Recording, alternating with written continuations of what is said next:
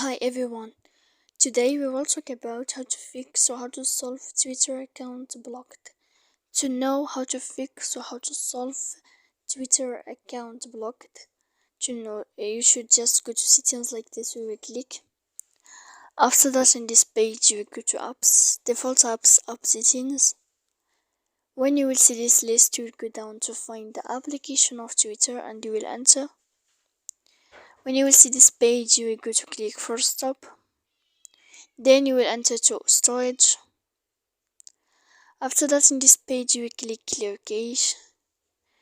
Then you will go to click clear data. And when you will end all this, you can update your application. So please don't forget to support us by like and subscribe. See you next time in another video.